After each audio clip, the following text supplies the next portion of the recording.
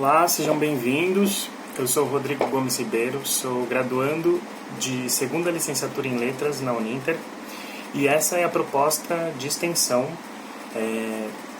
que faz parte do estágio supervisionado de ensino médio do curso.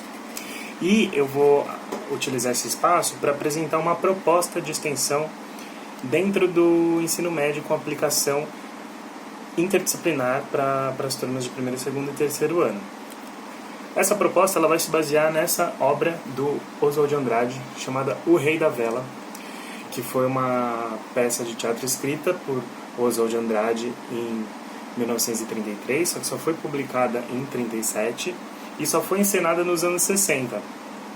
E depois teve uma reencenação em 2017.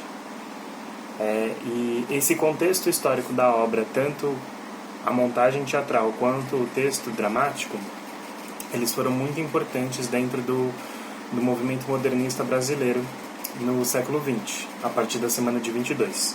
Então a gente vai utilizar todo esse contexto a partir da obra em si para propor várias abordagens de facetas de investigação dentro desse universo, a partir da linguagem, do movimento modernista dentro das disciplinas de língua portuguesa, também dentro da disciplina de artes, com os aspectos da encenação, da montagem teatral, as diferenças entre a montagem dos anos 60, a montagem de 2017, ambas do Teatro Oficina, as abordagens a partir da história, do contexto histórico do Brasil e dos aspectos sociológicos dentro da disciplina de sociologia. Então, esses saberes interdisciplinares, eles vão ser contemplados a partir do mesmo projeto, dentro do ensino médio.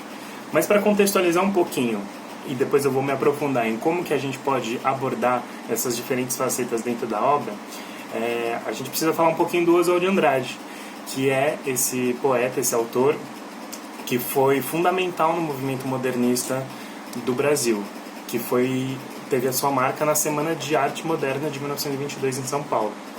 Então, o Oswald de Andrade, ele é o autor do movimento do Manifesto Antropofágico e do Manifesto Poesia para o Brasil, né? Então, ele é um autor que está influenciado pelas vanguardas europeias. Ele foi um cara que foi para a França, viveu um tempo lá em torno de 1910, 1912 mais ou menos, e ele teve contato com toda essa efervescência cultural que estava acontecendo lá na Europa, né? Tanto que teve influência de Mayakovsky lá na Rússia, que estava envolvido, que é um artista que estava envolvido com os movimentos culturais e políticos, né? Que foi logo ali naquela década, né? A Revolução Russa, a Revolução do Proletariado, né?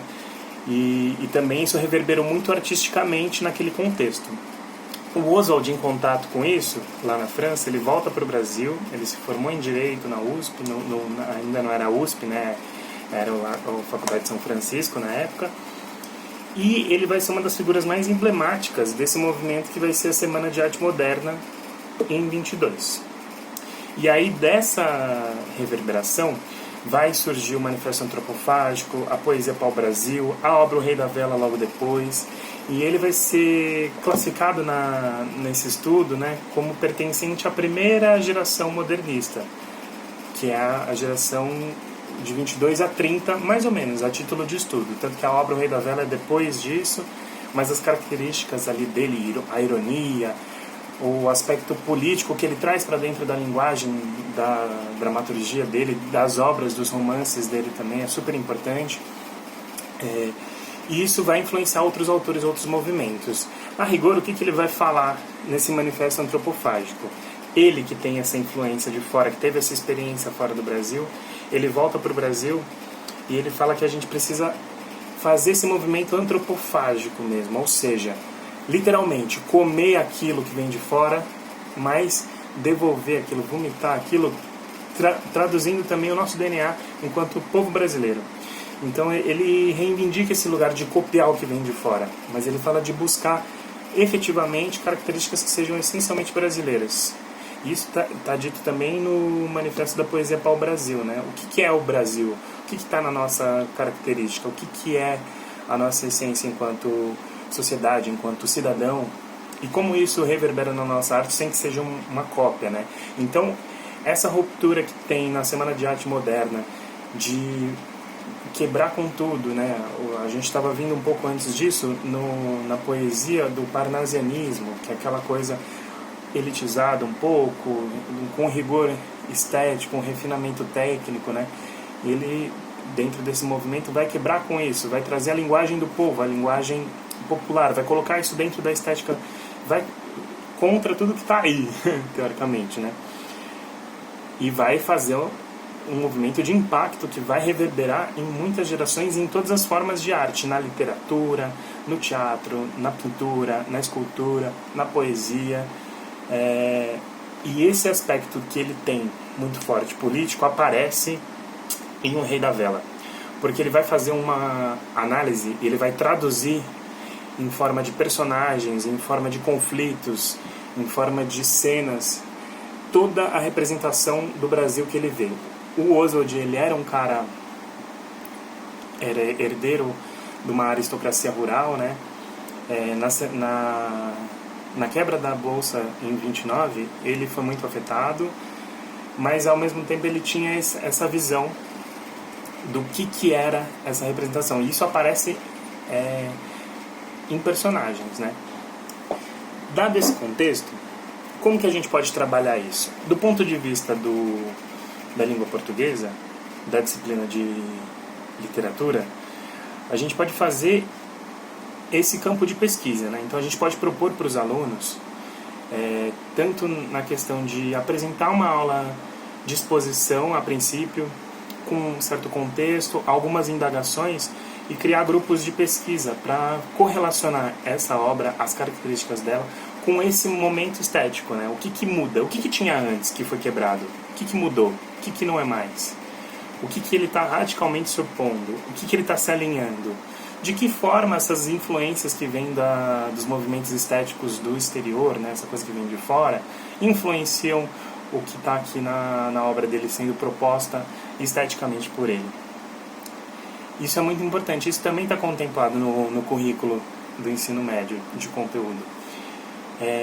Em contrapartida, e ampliando o campo de ênfase, é possível fazer uma relação com outros professores da área do ensino médio, né? Como eu falei no início, a gente pode fazer uma proposta interdisciplinar. Então, do ponto de vista da língua portuguesa, a gente usa a obra para analisar isso. Mas ela tem um contexto histórico que é muito importante para constituir essa obra. E aí a parte dos conteúdos de história, ela pode ser contemplada com essa pesquisa do contexto, da onde estava o Brasil naquele momento pré-semana de 22 e passa por 22, passa na década de 30, 40, o que estava acontecendo no Brasil? Teve vários movimentos muito importantes, né? A gente estava vindo de uma primeira república, teve a Revolução Constitucionalista, o governo de Getúlio. Quais são as características desse momento e de que forma essas características aparecem nos discursos dos personagens, da sociedade daquele momento ali, o que eles estavam reivindicando, o que estava acontecendo de tensão social que aparece aqui do ponto de vista da história, como que a gente observa. Então a gente pode desmembrar os grupos de pesquisa também para esse campo histórico, da história do Brasil, relacionando esses conteúdos que estão lá na disciplina de história. Na parte de artes, é uma peça de teatro, então a gente pode analisar a montagem que foi feita pelo Teatro de Arena nos anos 60. Do ponto de vista, a princípio, analítico, olhar, tentar buscar referências, materiais, fotografias, relatos de como foi a montagem pelo diretor José Celso Martínez Correia, de que forma o discurso daquela encenação para esse texto potencializou características que já estavam aqui, que foi além, e que estavam dialogando com as tensões políticas do início da ditadura militar, ali no final dos anos 60, e que reverberaram, e de que forma a remontagem dialoga com a sociedade do Brasil mais atual, que foi agora em 2016, 2017, 2018, com os acontecimentos de polarização política. Tem alguma coisa que daquela época ainda faz muito sentido na sociedade de hoje? Tem alguma herança que está muito clara aqui?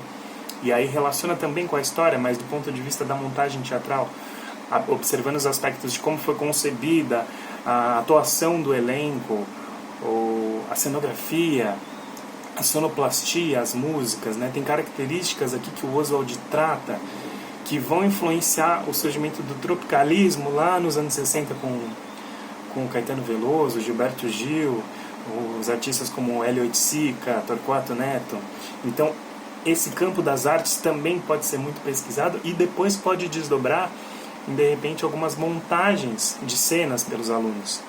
Montagens de cenas em que grupos de trabalho podem se dividir nas áreas da criação, né? Pode ser na atuação, né? Como encarando personagens, montando personagens, na área de cenografia, que também está dentro do teatro, mas já flerta também com uma área de artes plásticas, que vai mexer com materiais, que vai traduzir em expressão artística, mexendo com materiais, esse cenário.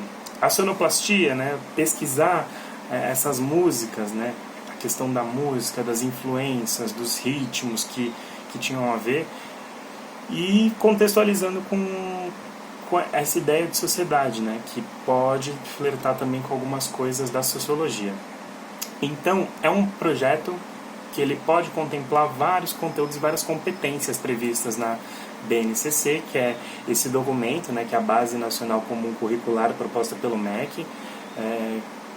Eu proponho que os professores deem uma olhada lá nas competências que são desenvolvidas e que nesse projeto são contempladas, né? Você pode desenvolver várias delas e, mais do que desenvolver, você oportunizar para que os alunos, através do processo de pesquisa de cada uma dessas áreas, desenvolva esse processo criativo de pesquisa, pedagógico, a fim de atingir aquelas competências, né?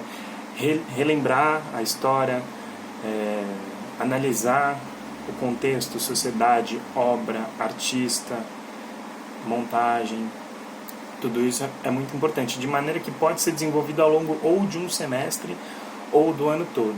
E é importante ressaltar que cada contexto, cada escola, cada professor, cada turma vai responder de maneiras completamente diferentes, e é imprescindível que cada professor fique atento ao que cada turma demanda, ao que cada contexto tem de emergência, para apostar nessas emergências, né?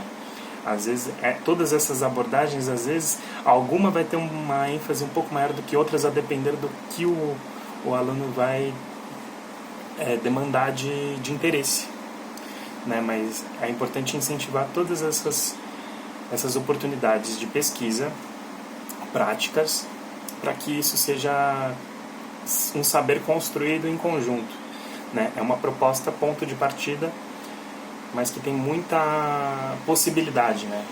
E cada lugar vai ser apreciado de maneira diferente, né? Os resultados podem ser múltiplos. E o conhecimento que fica de uma experiência é muito forte. Com certeza isso vai ser bastante formativo para a vida de todos nós. Tá bom? Agradeço a presença de todos, espero que tenham gostado. E espero que seja uma oportunidade também de pensar novas oportunidades e novas formas de aplicar processos de conhecimento e processos formativos. Forte abraço a todos e até mais.